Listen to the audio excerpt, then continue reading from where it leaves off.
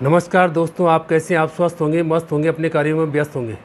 दोस्तों, आज आपको ये जो जीरो है और ये फैक्टराइज जो है, यानी कि लाइन खींच के डैश लगा हुआ है, फैक्टराइज जीरो के रहस्य को आपको समझाएंगे। इसलिए वीडियो के लास्ट तक बने रहें और चैनल को जल्दी से लाइक करें।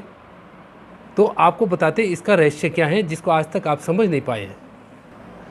अब हम बात करेंगे, हमने अभी इसके बारे में कहा था, जैसे फॉर एग्जाम्पल हमने लिखा हुआ है कि फैक्टराइज जीरो इक्वल टू 1 क्यों होता है। ये आपको समझाने का प्रयास करेंगे क्यों होता है। यह बात समझाने के दो तरीके हैं। पहला तरीका जो है वो है मैथमेटिकल और दूसरा है स्टाइलिश और मैथमेटिकल। इन दो मेथडों से आपको समझाने का प्रयास करेंगे। अब कैसे प्रयास करेंगे दोनों बता देता हूँ, ठीक। ध्यान से देखोगे तो आपको पता चलेगा कि ये आखिर होता 1 क्यों है। अगर आप मैथ पढ़ते हैं तो आपकी समझ में आ जाएगा। क्या आ जाएगा? जैसे हम जानते हैं, क्या जानते हैं, आपने पढ़ा होगा वी नो दैट। आपने क्या पढ़ा कि आपने पढ़ा है जैसे फैक्टराइज n इक्वल टू क्या होता है, n minus 1 n minus 2 dash dash dash 3 2 और 1।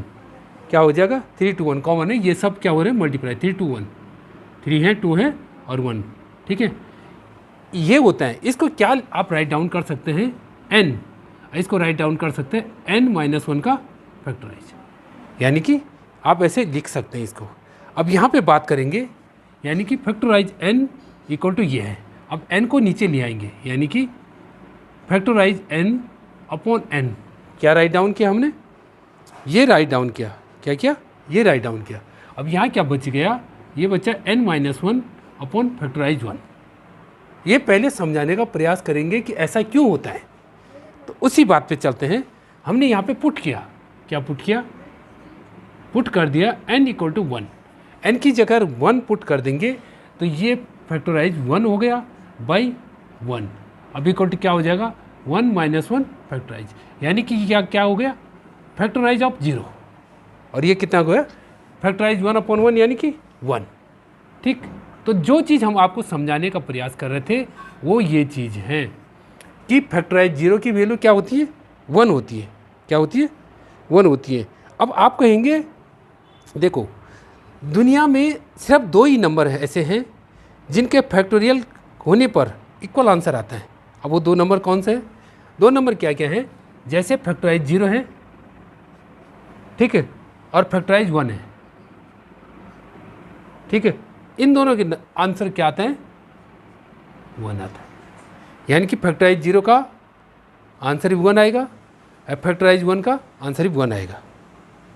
दोनों की वैल्यू सेम होती है और दोनों की वैल्यू क्या होती है, इक्वल होती है।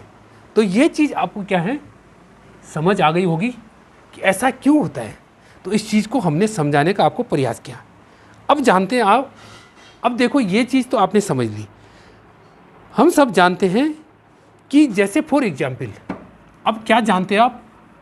जानते हैं लेकिन मानते नहीं हैं। कौन सी चीज़?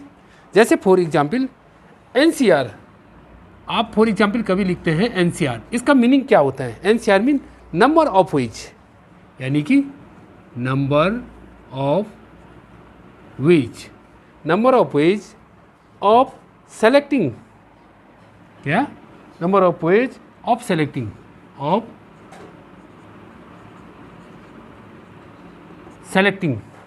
Selecting R different object. R क्या है? डिफरेंट ऑब्जेक्ट है, यानी कि डिफरेंट ऑब्जेक्ट, यानी कि अलग अलग नंबर है, ठीक है। ऑब्जेक्ट क्या है? ये डिफरेंट ऑब्जेक्ट्स, ठीक है। आउट ऑफ n, किस में से?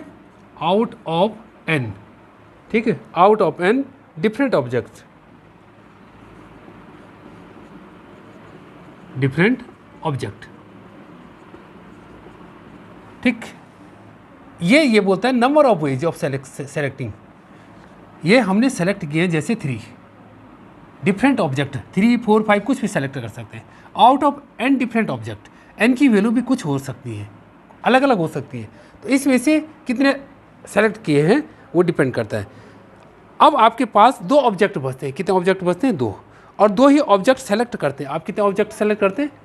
2 ऑब्जेक्ट करते हैं। और कितने तरीके से आप सेलेक्ट करते हैं?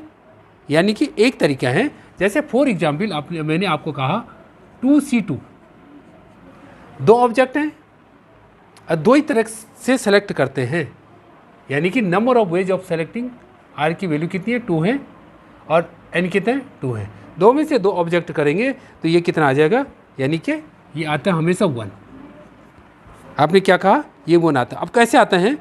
इसको अगर खोलेंगे तो कैसे खोलेंगे? फैक्टराइज 2 बाई कितना हो जाएगा? फैक्टराइज 2 और सेकंड क्या हो जाएगा? Factorize 2 minus 2। ठीक है, 2 माइनस 2 यानी कि फैक्टराइज ऑफ 0 इक्वल टू क्या राइट डाउन कर देंगे? 1। अब यहाँ पे ये चीज़ कैंसिल हो गई, यानी कि आप यू कैन राइट डाउन, इससे ये काट दिया आपने, तो 1 अपॉन फैक्टराइज 0 इक्वल टू कितना है? 1। ठीक है, तो बोलने का मतलब है कि ये भी क्या होता है? 1 अपॉन फैक्टराइज 0 क्या होगा? 1। अगर मल्टीप्लाई कर देंगे यानी कि फैक्टराइज 0 इक्वल टू क्या है? 1। जो हमने अभी निकाला था वही चीज़ ये आ गई है। तो इसीलिए हमने क्या कहा था कि आपको 2 चीज़ कही थी कि factorize 0 equal to factorize 1, factorize 0 equal to क्या है? 2 चीज़ थी, फैक्टराइज 1 और फैक्टराइज 0 की जो वैल्यू होती है वो कितनी होती है? 1 होती है। दोनों की वैल्यू क्या होती है? सेम होती है। तो इस तरह से हमने आपको इस प्रॉब्लम को, इस समस्या को समझाने का प्रयास किया कि ये आखिर ऐसा क्यों होता है, जबकि आप अमूमन एज इट इज़ एग्ज़ाम में लिख देते हैं लेकिन प्रयास नहीं करते हैं कि ऐसा क्यों होता है। ठीक, इसलिए दोस्तों, इसलिए बच्चों चैनल को जल्दी से लाइक करें, कमेंट्स करें और वीडियो अच्छी लगती है तो शेयर करें, जिससे कि ये जानकारी और बच्चों तक भी पहुंच सके।